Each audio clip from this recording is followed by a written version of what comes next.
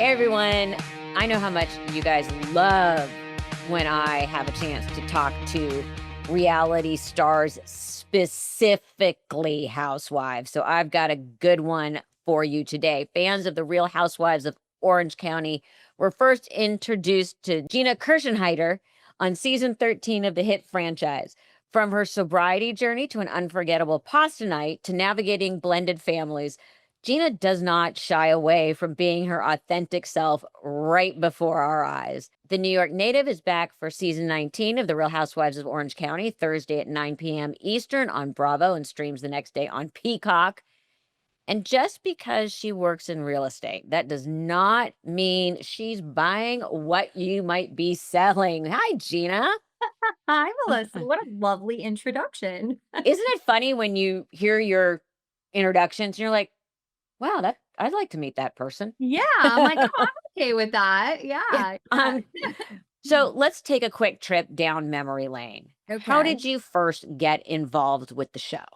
So, this is a story that I actually feel like I tell a lot, and I like telling this story because it was completely by accident, honestly. I had only moved I'm from Long Island, New York. I had only moved, to Orange County and lived there about a year, and I had a friend there, Tatiana, who's still one of my best friends in the world to this day, who, I didn't know everything about her. We were fast friends. We were both from New York. And she was like, "Oh, I'm auditioning for Housewives randomly one day." And I was like, "What's an audition?" Like I had no idea about anything about this world.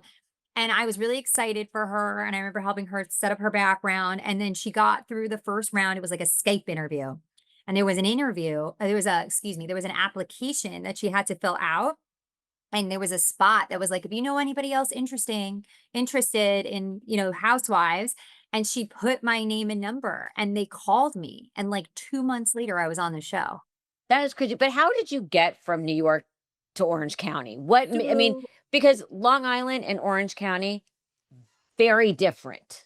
very different. I didn't even realize that because I had actually not been to California before I moved here, and I always Very. thought of California as the beach. When I got here, I was like, "There's so many mountains here." Like, Yes. didn't even know where I was moving. But I was married to my then husband, Matt, who you see on the show. And we moved for his job. He worked for a big mutual fund company and they were headquarters was in Newport. And so he applied for a promotion at work and he got it and they relocated us to Orange County. So it was just one of those things we took. I never thought, when you grow up on Long Island, it's like a bubble. And you think when you're on Long Island, that's the best place to be. Like it's just, I still have so much pride about where I'm from. But Where are you from in Long Island? I'm from Suffolk County, South Shore, Yep. North Babylon, go Bulldogs. So I'm very loyal to my Long Islanders, Strong Island all the way. But I will say it's an interesting thing because you truly believe it's like the best place on earth when you're a Long Islander. And then you move to Orange County and you're like, wait a minute, it's 75 and sunny every day here. Especially in Newport, which is, Yes. I mean, Yes. that's like the Beverly Hills of Orange County. Yeah, totally. Yeah. So I was like, I've been bamboozled. It's like, I moved in the winter too. So I was like, oh my God, it's amazing. I remember being on every playground. I moved pregnant with my third child. So I was outside all the time and I was like loving life. And then this just kind of dropped in my lap. And it's been a wild ride, but it's been very good to me. I have a lot of fans and supporters from New York and specifically Long Island, and that like means the world to me. So I feel like I get the best of both worlds. Do you recall your first day at work? Um, I do. So the first thing I filmed was at home. That was always very comfortable to me. I don't know why it didn't bother me that the cameras were there. I just lived my life and they captured that. But the first time I had to film with the other ladies was at Tamra Judge's gym, Cut Fitness. And I remember, and I didn't even know what was going on, So I like show up to this workout. I brought my friend Tatiana. Um, we roll in. It's funny because Emily, who's now literally my, best friend in the world, my castmate, I didn't even know that was her. I had no idea who this woman was. She walked in, passed by me. And then I remember seeing Tamra I had met once before, so that was a little more warm. And then it was Kelly Dodd walked in, and I was like, "This is so weird," and I was like, "I don't think I could do this." Like, it just felt so awkward and weird. And then I was actually very thankful that we did a very real workout because it was intense and it was really difficult, and I feel like it helped me work out all of my nerves, and then they Mhm. had us sit down together and talk, and I really couldn't do anything except just exist after this workout, so it really helped me. What was your first impression as these women walked through the door? Who made you go, who did you think, "Oh, crap, I'm scared of her"? Because and by the way, we all walk into situations and there's that one person where you go, "Oh, I'm afraid." Yeah, I think that honestly, I didn't really feel that until we got a little bit further down the road with it. And honestly, it was a couple of them. It wasn't just one of them. I mean, when I started, the cast was pretty fierce because I started with Tamra, Vicki, Kelly Dodd, Shannon, and that might have been it, but they were heavy hitters, and they Right. were very bonded. So I think I would say collectively as a group, they were all pretty intimidating women. But to be honest, that part never really, it didn't really bother me so much. It was my own personal life that I was exposing to the world that felt more vulnerable and more scary to me. As someone yourself who's in the public, you're in the Yeah. public, that's a scary feeling. Yeah, obviously, I mean, I grew up in it, so for me, it was Yeah, just like, whatever. to my Um, kids, it'll probably feel like that. 100%. They'll Yeah, to them already, I'm sure it's just a big giant eye roll. yeah, yeah, "Why do I yeah, have to be here? Oh, we're shooting." You know what I yeah, mean? yeah, yeah, What time can I be out of here? yeah, Y exactly, yeah, they know, and actually, I have to say my kids are really good, like, I don't push them, I don't, like, make them do anything they don't wanna do, but, like, they understand that this is, like, mommy's job, and they understand that they're participating in that, and yeah, it's not like they're always jumping for joy to come make meatballs with me, like, on command, so Yeah. And how old are they now? They are 10, 11, and 13. Okay, 13-year-old, is he making you pay him to show up yet? So I'll be honest, I actually feel very passionately that my children should be paid for this. So I have chosen I do pay them every year and I make them very aware of that. And I'm very thankful that they do help to support this and that they're a part of it. I have to get work releases for my kids signed. And so I believe that they are working and I believe that they should get paid for it. So not in a way where they can buy, like, Robux, but I put it away for them, and Mhm. they each have their own investment account, and, they're earning money for Yeah, themselves so that when they come out of this, they have something for the time that they did put in. which is fantastic. Yeah. Now my son's 24 now, and, a lot of our life is spent negotiating bribes, Yeah. but that's how I was raised. My mother's like, Do not ever feel guilty for bribing them, ever." Yeah. You gotta do what you gotta do. I mean, parenting the whole job is pretty savage, so Yeah, they're like little tiny terrorists that hold they you are. hostage forever. Yes, yes. New Yorkers in general have a very strong bullshit detector. Yes. How many times has this helped you in the show? I mean, an infinite amount of times, Melissa. I mean, I do, and I believe that. I think New Yorkers are a specific breed of people, and we sniff it out. We sniff it out quick. So, and I just don't play that game. If it's, I will be honest and authentic with you if you are being honest and authentic with me, and I think that it has served me very well in this circumstance. I think that's what makes me more entertaining because I am sort of like a fish out of water in Orange County. Were the other women sort of shocked by how comfortable you were right off the bat calling people out just by nature of how of your personality and being from New York? And New York and Orange County could not be more different. Oh my god, yeah, and I learned, what's so funny, Melissa? I, like, almost immediately, I remember it was our first all cast event. Now you have me thinking, you're having me Yeah. going back. Yeah. I pissed off Vicki Gunvalson very quick, our first all cast dinner, and I didn't even know I said anything, like, out of line. Like I just showed up and I truly felt like, oh, well, I'm out with this group of women and I'm gonna, interject or talk just naturally as I would. And I found out very quickly that my way of being is it doesn't rub everybody the right way all the time. But then also being a New Yorker, I said, you know what? I remember talking to my producer and I said, just schedule a walk. We'll go for a walk and I'll just talk to her about it because I'm not going to do this beat around the bush or let's do the telephone game or whatever. I was like, I'll just talk to her about it. Like it is what it is. And how did that work out? It did work out. It did work out. And I think that that's part of, um, something that you shouldn't be afraid to do if you're part of this group of women is vocalize, just be who you are and confront things head on. But it's funny that it was Vicki, because she is a Yeah. true OG, I know. and she never pulled punches.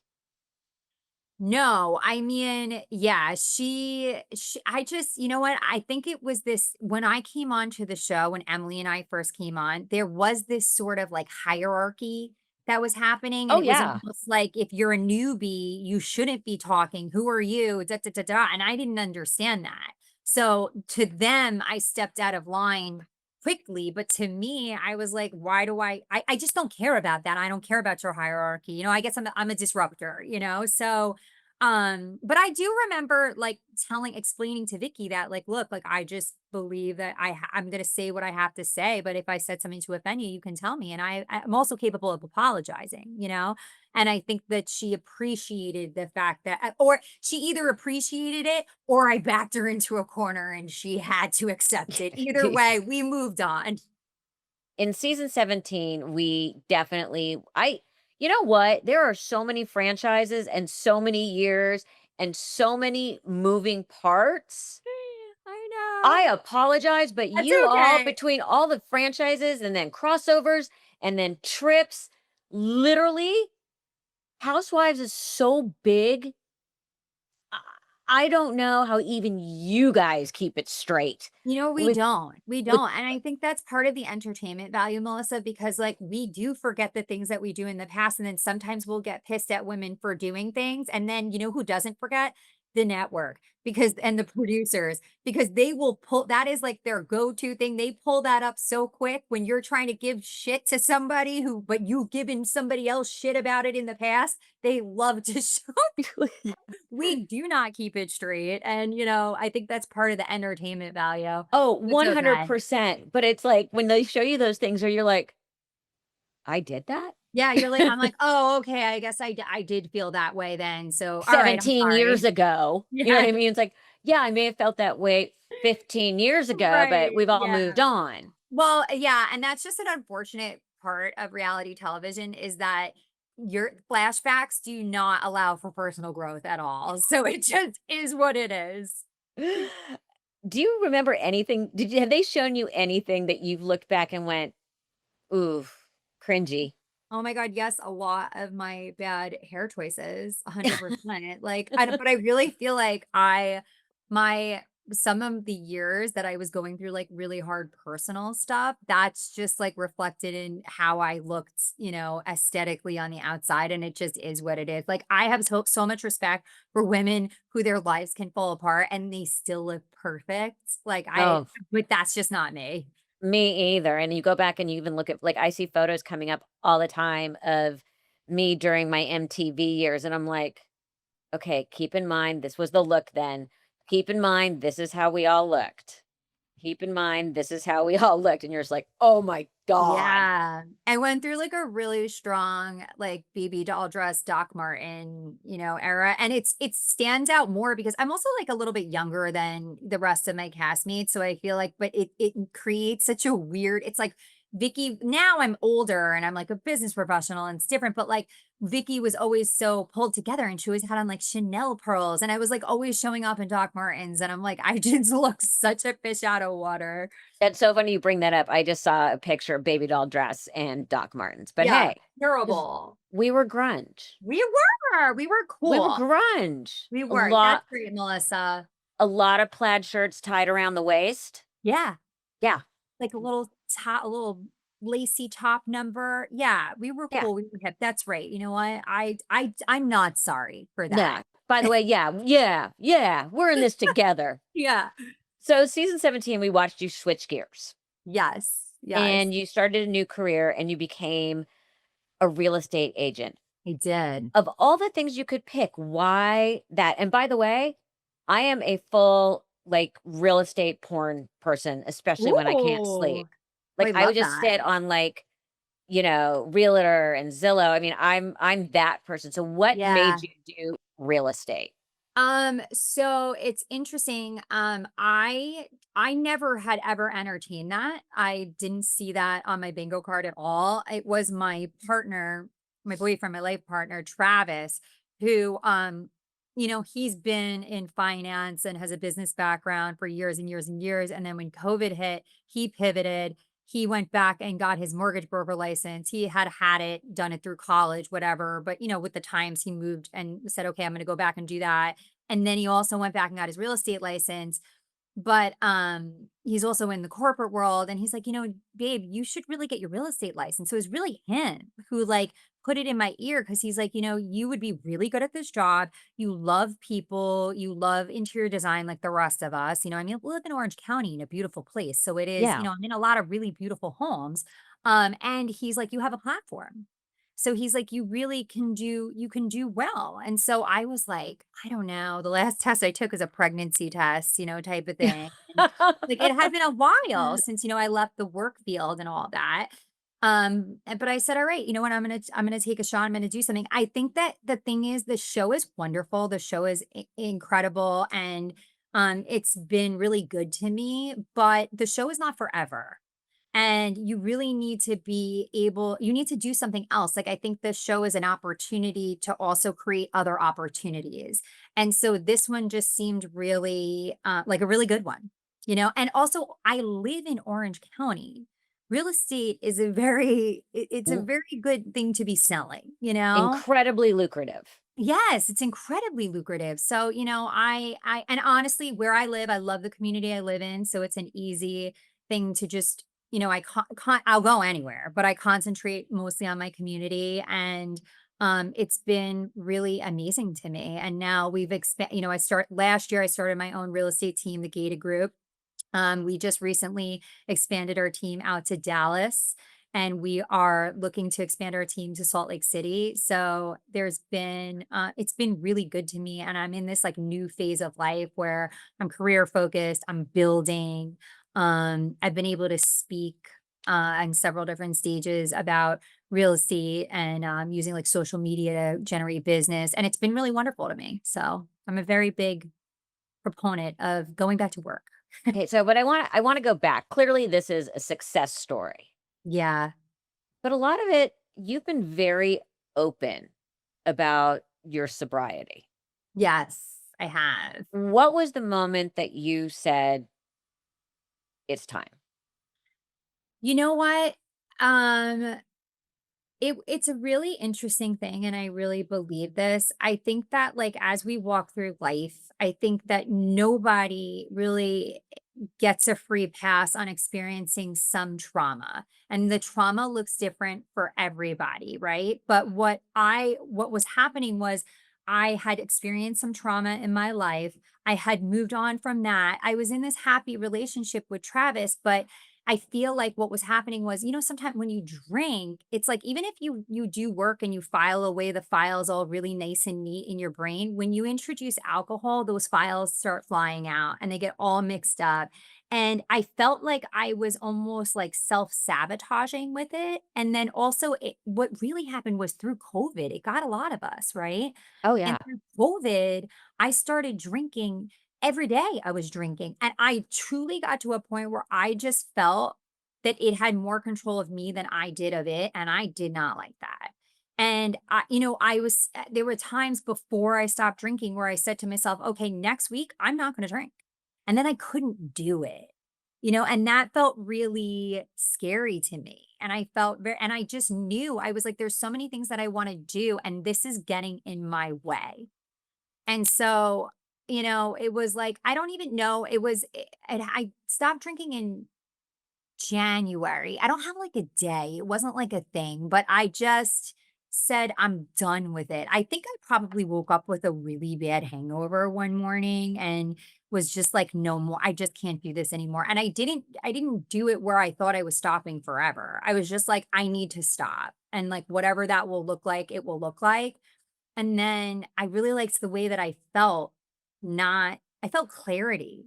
And I felt like and then that first year on the show that I wasn't drinking, there was a lot of, like, triggers for me. I was very emotional that year, and what I realized was the trauma that I thought that I had processed, I really hadn't. I was really just putting a Band-Aid on it.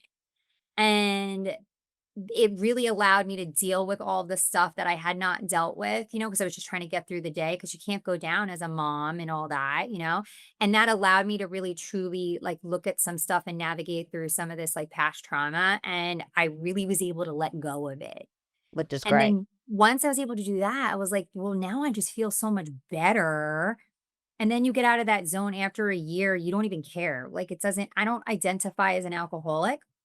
I don't it's not one day at a time. It's just something that is gone from my life and I don't need it and I feel better without it. Do you think a lot of that decision has that the reward has been this endless success now with real estate? I do. Could you have done this if you were still drinking? No, Melissa, honestly, no. I couldn't have done a lot of the things that I've done if I was still drinking. I attribute a lot of my personal growth and personal success to making that decision to eliminate something in my life that was getting in my way. You also decided, like we just started to talk about also, to share your experiences in trying to create a blended family. Yes. How did you say to Travis, "Hey, honey, I have a good idea. Let's show this incredibly complicated situation for everyone to see. It might be helpful, it might suck." Yeah, well, to be honest, like, when Travis met me, I was already on the show, and Right. so it was already a part of my life, this is part of it, and to also be honest, I spent the first a lot of it probably the first 4 years of our relationship not sharing that and protecting everything about that until it got to the point where I had to I it was too became too much for me, everything that was going on with him and his side of things and, like, the baggage that he was bringing and stuff, and I had to take a break from him, and I got to this, like, precipice where I was like, "Look, I can explain away a lot of things, but I'm on a show where I do share my life, and I have to be able to explain why I'm moving out with you." And I tried to even explain it away in a way that wasn't really true at the beginning because I was trying so hard there's kids involved. Yeah. So I'm trying to protect all these kids. And I was also so scared of all of it because I didn't want it to have an impact on the kids. And then I finally got to a point where I was like, you know what, though? This is affecting me. This is affecting my children too. And this affects us as a family. And it's okay to say and share the reality of what's happening here. Any blended family can understand and sympathize with what is going on there. And my side of things, my side with my ex, like we've been through the worst of the worst and we co-parent so well, so wonderfully. I love his wife. You see her on the show. I showcase that whole side of it. So it's like I know what functioning co-parenting looks like and it's all I want ever. And I know what it doesn't look like on the other side. And sometimes that happens too. Because that's a big ask. Yeah. It is a big ask, yeah. I mean, Travis is wonderful. Travis is such a supportive person, and he trusts me to navigate through it in the best way possible? So, I think that, it is what it is, and it's also like we all have our shit, Melissa, you Uh, know? So it's like people they get it, and and the more you try to not share something, the more people call bullshit on it. So I'm like, you know what? This is my life. It's really great over here. It's a little messy over there. I am who I am. I I'm just trying to think of how to ask this question. I completely relate to what you're talking about and allowing people to see in the good, the bad, and the ugly. mostly I get positive reactions, but there are some negative. Yeah. Do you just tune it out, or does it make you start to think, "I'm finally at a place in my life where I'm like, fuck it." You know what I Yeah. mean? I'm Yeah. doing the best that I can, and I get a lot of questions about grief and loss and those kinds of things. Are you finding that suddenly you're becoming sort of the master class on blended families unintentionally?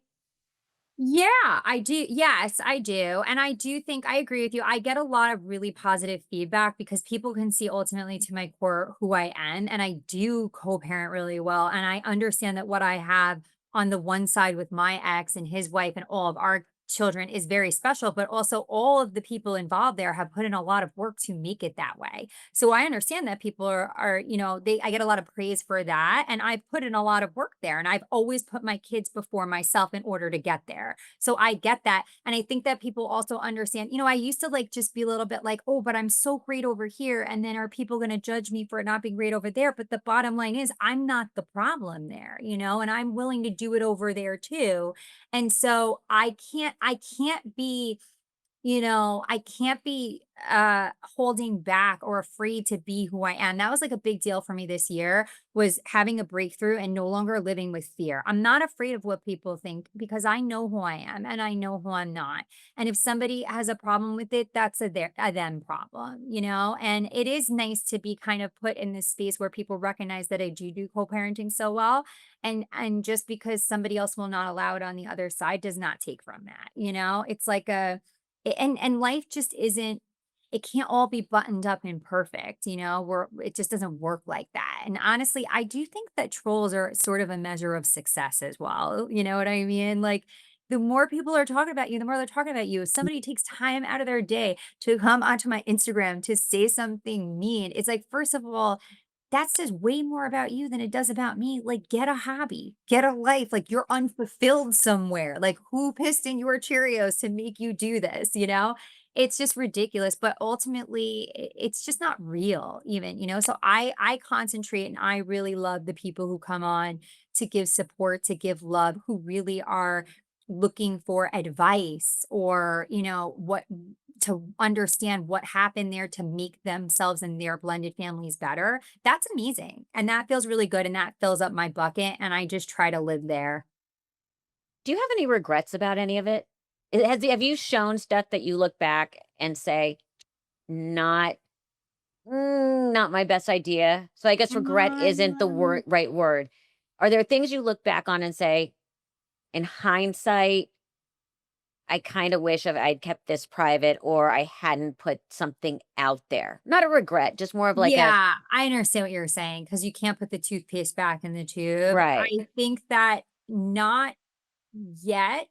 But I do get anxiety sometimes because my kids are getting older. And I think Mhm. a lot of that will be determined by, my kids they're each their own unique selves. They're people, they're humans, and they're gonna grow up and they're gonna maybe look at some of this and they're gonna have their own opinions and feelings on this. And I'm hoping that they will respect and understand why I did all the things that I did, but if they don't or, somebody is upset by something, I think that that will cause me then to possibly have some, "Oh, maybe I shouldn't have" moments, but so far, I feel pretty okay about it. This is the thing too, it's like this is what my kids, I hope they always understand is even though mom and dad were imperfect, even though we made mistakes and things are out there, what they can feel really comforted by is that mom and dad loved us enough to always maintain us as a family, to love each other, and to each get personally better from every mistake that you made. And that's just what life is, right? So, I think that it'll be difficult to have some difficult conversations with my children, but maybe almost it opens up doors to be able to have difficult conversations with my children that I otherwise wouldn't have had. So I try to live in the light, Melissa. Mhm. Which is so fantastic, but I have a question about reality TV because you have Okay. been in this a long time, Yeah. and anyone who knows this has seen I think, a shift in people that are being cast in shows and their behavior. I feel like a lot of people are going on to shows for the wrong reasons, like, and act badly to purposely become quote unquote famous. And you Mhm. see a lot of people bouncing, like, suddenly being on a reality show is become a career. You bounce from 1 Right. to 2 to 3 to 4 to 5. Yeah. What do you feel about that? I feel we've created a career path that should not be a career path. Yeah, I agree. I totally agree. And I see it and it happens. And like what happens is some people will come on and then because it's a career, they think that then the biggest motivation and the biggest thing that they need to do is to try to create chaos, create drama, and also like hurt their other cast members too. Like, and that's not what it's supposed to be for. I don't love that at all about it. I do see that there has been a shift since I've been on and it's not great, and it also, like, it's hard for someone like me who really is just doing this to, like, obviously, it's good Yeah. to feed your children and stuff, but, like, I'm just showcasing my life, and when I'm no longer interesting, I'm going to go away, and so it's really hard to think that people come on and they feel like they have to generate and fabricate drama because then it gives everybody a bad name, and it's like, no, like, actually, some of the things that I've shared in my life that are genuine and just have happened to me have also helped a lot of women, and have been inspiring to women. And I feel like we're getting like away from that and more just about like how many tables can you flip kind of thing. And we have to not lose sight of like that original table flip was very authentic, which is why I think it worked. And now I yeah, it's unfortunate. It's unfortunate, but I also don't know what the solution is there because also as our the social media and the quick bites and the short format editing that our attention spans are so short, so people want to be entertained and they want to be entertained quickly, so I don't really know what the solution is to that. Gina, you are fantastic. The Real Housewives of Orange County season 19 airs Thursdays at 9 p.m. Eastern on Bravo and streams the next day on Peacock. This was so much fun. Thank you so much. Thanks, Melissa, this was fun. Thanks for having me.